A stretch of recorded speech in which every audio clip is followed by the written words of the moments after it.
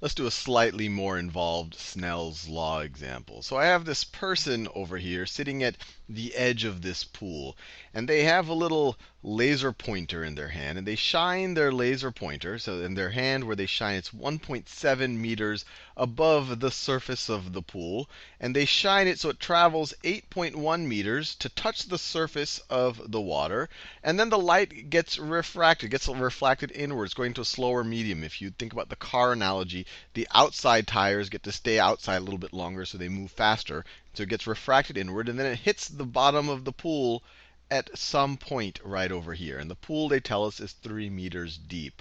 What I want to figure out is how far away does this point hit? So what is this distance right over here? What is this distance right over there? And to figure that out, I just need to figure out what this distance is. I need to figure out what this distance is, so this distance right over here, and then figure out what that distance is, and then add them up. So I can figure out this part. I'm trying to do a different color. This part right until we hit the surface of the water, and then figure out this incremental distance just like that. And hopefully with a little trigonometry and maybe a little bit of Snell's law, we'll be able to get there. So let's start on maybe what's the simplest thing. Let's just figure out this distance. And it looks like it will pay off later on as well. So let's figure out this distance right over here. So just the distance along the water, the surface of the water, to where the laser point actually starts touching the water. And this is just a straight up Pythagorean theorem problem. This is a right angle. This is the hypotenuse over here. So this distance, let's call this distance x. X squared plus 1.7 meters squared is going to be equal to 8.1 squared. Just straight up Pythagorean theorem. So x squared plus 1.7 squared is going to be equal to 8.1 squared. Or we could subtract 1.7 squared from both sides. We get x squared is equal to 8.1 squared minus 1.7 squared. And if we want to solve for x, x is going to be the positive square root of this, because we only care about positive distances. X is going to be equal to the principal root of 8.1 squared minus 1.7 squared. And let's get our calculator out for that. So x is going to be equal to the square root of 8.1 squared minus 1.7 squared, and I get 7.9. Looks about, yeah, let's just round it, 7.92. So x is about 7.92, although we could save that number there so we can get a more exact number. So this is equal to 7.92. That is x. Now, we just have to figure out this incremental distance right over here, add that to this x, and then we know this entire distance. So let's see how we can think about it. So let's think about what the angle of the incident angle is, and then the angle of refraction is. So I've dropped a perpendicular to the interface, or to the surface. So our incident angle is this angle right over here. That is our incident angle. And remember, Snell's law, we care about the sine of this angle. Actually, let me just write down what we want to care about. So we know this is our incident angle. This is our angle of refraction. We know that the index of refraction for this medium out here, and this is air, so it's the index of refraction for air times the sine of theta 1, times the sine of theta 1. This is just Snell's law. So times our incident angle right here is going to be equal to the index of refraction for the water, and we'll put the values in the next step, times the sine of theta 2, times the sine of our refraction angle, sine of theta 2.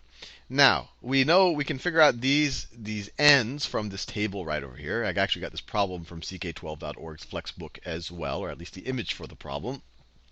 And so if we want to solve for theta 2, or if we know theta 2, we can then solve for this. And we'll do that with a little bit of trigonometry. Actually, we won't even have to. If we know the sine of theta 2, we'll be able to solve for this. All right, well, we'll think about either way. Actually, we'll just solve for this angle. And then if we know this angle, then we'll be able to use a little trigonometry to figure out this distance over here.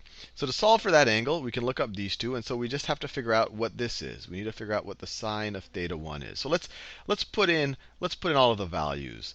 Our index of refraction of air is 1.00029. So let me put that in there. So that's this, 1.00029. So 1.00029 times the sine of theta. And you say, oh, well, how do we figure out sine of theta? We don't even know what that angle is. But remember, this is basic trigonometry. Remember, SOH CAH TOA. Sine is opposite over hypotenuse. So if you have this angle here, let's make it part of a right triangle. So if you make that as part of a right triangle, opposite over hypotenuse is the ratio of this side. It's the ratio of that distance to the hypotenuse. This distance over here, we just figured out, it's the same as this distance down here. It's x. So this is 7.92. So the sine of theta 1 is going to be the opposite of the angle, opposite over the hypotenuse. That just comes from the definition of sine. So it's going to be times, so this part right over here, sine of theta 1, we don't even have to know what theta 1 is.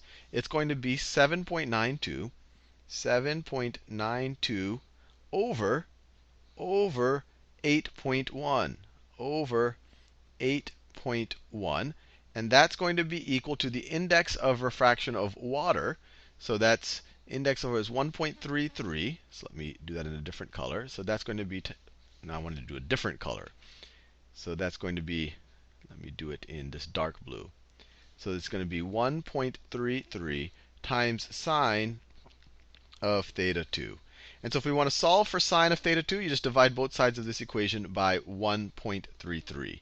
So let's do that. So I'll do it over here. So if you divide both sides by 1.33, we get 1.00029 times 7.92 over 8.1. And we're also going to divide by 1.33. So we are also dividing by 1.33. That is going to be equal to this sine of theta 2. That is going to be equal to sine of theta 2. So let's figure what that is. So let's do that. Get the calculator out.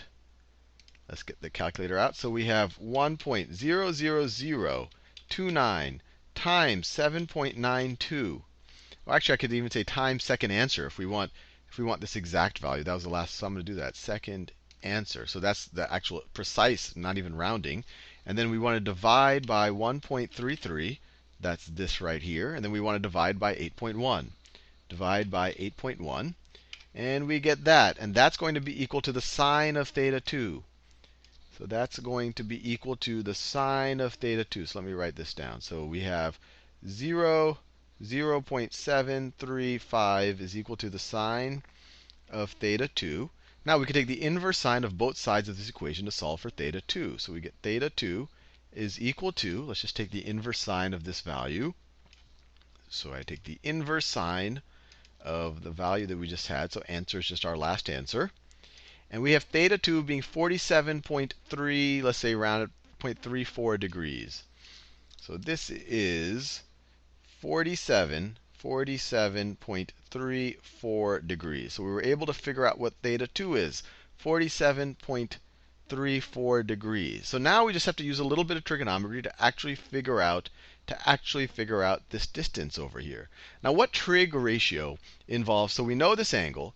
We want to figure out its opposite side. We want to figure out the opposite side to that angle. And we know the adjacent side. We know that this right here is 3. So what trig identity deals with opposite and adjacent? Well, tangent, TOA. Tangent is opposite over adjacent.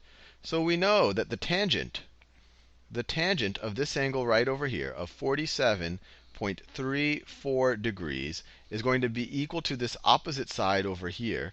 So let me just call that, I'll call that y. It's going to equal y over our adjacent side, and that's just 3 meters. Or if we want to solve for y, we multiply both sides of this equation by 3.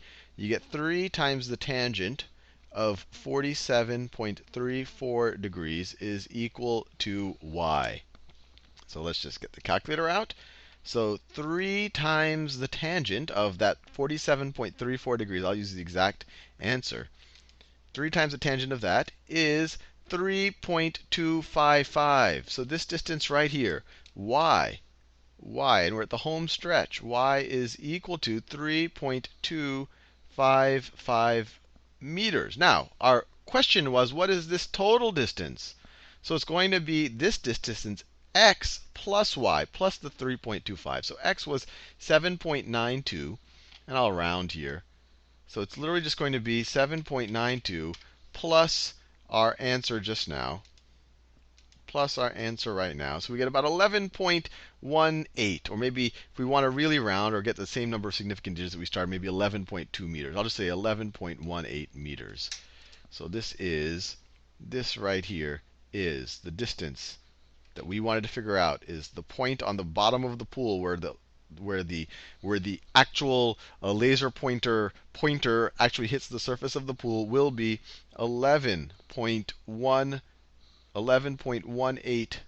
approximately, I'm rounding a little bit, meters from this edge of the pool right there. Anyway, hopefully you found that useful. It was a little bit more involved of a Snell's law problem, but really the hard part was just in the trigonometry, recognizing that you didn't have to know this angle because you have all of the information for the sine of that angle. You can actually figure out that angle now. Now that you know its sine, you could figure out the inverse sine of that, but that's not even necessary. We know the sine of the angle using basic trigonometry. We can use that in Snell's law to figure out this angle right here. And then once you know this angle, use a little bit more trigonometry to figure out this incremental distance.